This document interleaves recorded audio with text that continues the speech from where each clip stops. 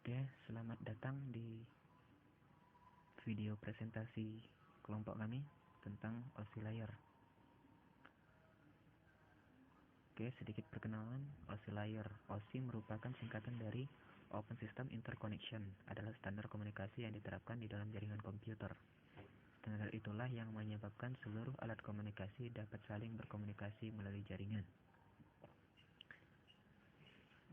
Terdapat 7 layer pada jaringan OSI.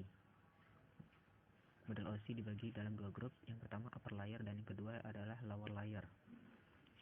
Upper layer dan lower layer. Layer 5-7 itu dikelompokkan sebagai application layer atau upper layer. Segala sesuatu yang berkaitan dengan user interface, data, formatting, dan communication session ditangani di layer ini. Upper layer banyak diimplementasikan dalam bentuk software atau aplikasi. Sedangkan layer 1-4 dikelompokkan sebagai data flow layer atau lower layer. Bagaimana data mengalir pada network ditangani oleh layer ini. Yang pertama adalah physical. Physical layer adalah data yang bertanggung jawab atas proses data yang menjadi bit dan mentransfer melalui media, seperti kabel dan menjaga koneksi fisik antar sistem. Device yang termasuk di dalamnya yang pertama adalah NIC atau kartu jaringan, karena kartu jaringan merupakan perangkat yang terhubung langsung dengan media transmisi data dan fungsi utamanya adalah mengubah bit-bit dari komputer menjadi sinyal-sinyal yang dapat ditransmisikan dalam media transmisi data. Maka kartu jaringan dalam model OSI layer menempati layer 1, yaitu physical layer. Yang kedua adalah hub. Dengan kesederhanaan, fungsi hub dalam membentuk jaringan yaitu hanya meneruskan data yang masuk tanpa melakukan penyaringan data maupun alamat tujuannya. Kemudian yang ketiga adalah repeater. Juga memiliki kemampuan yang sama dengan hub, namun lebih memiliki sedikit jumlah portnya sehingga sama dengan hub terdapat pada physical layer. Yang kedua, data link. Data link layer adalah menyediakan link untuk data, memaketkannya menjadi frame yang berhubungan dengan hardware, kemudian diangkat melalui media. Komunikasinya dengan kartu jaringan, mengatur komunikasi layer fisika antara sistem koneksi dan penanganan error. Device yang termasuk di dalamnya yang pertama adalah bridge. Adalah dengan kemampuan bridge dalam mengidentifikasi alamat tujuan dari data yang dikirim, maka bridge menempati data link layer. Kemudian yang kedua adalah switch. Adalah melakukan pengalaman tujuan dari data yang dikirim berdasarkan MAC address. Hal tersebut sama dengan kemampuan data link layer dalam pengalamatan perangkat keras. Maka switch dalam model OSI layer terdapat pada data link layer. Kemudian yang ketiga adalah network. Network layer bertanggung jawab menentukan alamat jaringan, menentukan rute yang harus diambil selama perjalanan, dan menjaga antrian trafik jaringan. Data pada layer ini berbentuk paket. Device yang termasuk di dalamnya adalah router. Juga mampu melakukan pengalamatan tujuan dari data yang dikirimkan, namun berbeda dengan switch yang menggunakan MAC address.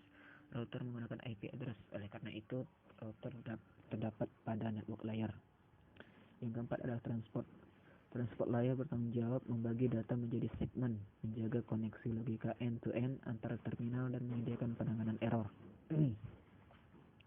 Yang kelima, session layer adalah menentukan bagaimana dua terminal menjadi, memelihara dan mengatur koneksi, dan bagaimana mereka saling berhubungan satu sama lain. Koneksi di layer ini disebut session.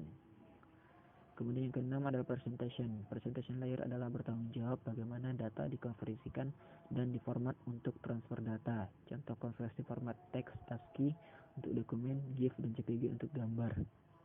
Layer ini membentuk kode konversi, translasi data, enkripsi, dan konversi. Dan yang terakhir adalah application. Application layer adalah menyediakan jasa untuk aplikasi pengguna. Layer ini bertanggung jawab atas pertukaran informasi antara program komputer seperti program email dan servis lain yang jaringan network seperti server printer atau aplikasi komputer lainnya. Kesimpulannya, terdapat 7 layer pada model OSI. Setiap layer bertanggung jawab secara khusus pada proses komunikasi data. Misal, satu layer bertanggung jawab untuk membentuk koneksi antar perangkat, sementara layer lainnya bertanggung jawab untuk mengoreksi terjadinya error selama proses transfer data berlangsung. Model layer OSI dibagi dalam dua grup, adalah upper layer dan lower layer. Upper layer fokus pada aplikasi pengguna dan bagaimana file direpresentasikan komputer. Untuk network engineer, bagaimana utamanya menjadi perhatiannya adalah pada lower layer. Lower layer adalah intisari komunikasi data melalui jaringan aktual. Oke, selamat siang semuanya. Kali ini jadi kita akan menerangkan tentang bagaimana OSI layer bekerja, ya. Yang pertama, OSI layer akan memberikan alamat kepada komputer pengirim dan komputer penerima. Komputer pengirim dan komputer penerima diberikan alamat IP yang berbeda. Kemudian setelah itu data yang akan dikirim akan dienkapsulasi dengan yang pertama adalah transfer layer, ya, dienkapsulasi, kemudian dibungkus dengan enkapsulasi dari network layer.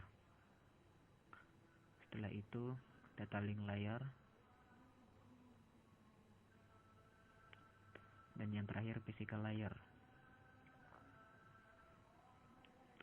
Selanjutnya data yang sudah dienkapsulasi akan dikirim dan melalui proses selanjutnya, yaitu routing. Sampai selesai. Setelah data selesai di routing, akan didekapsulasi lagi. Didekapsulasi physical layernya, kemudian dekapsulasi dari data link layer, dekapsulasi dari network layer, dan yang terakhir transport layer.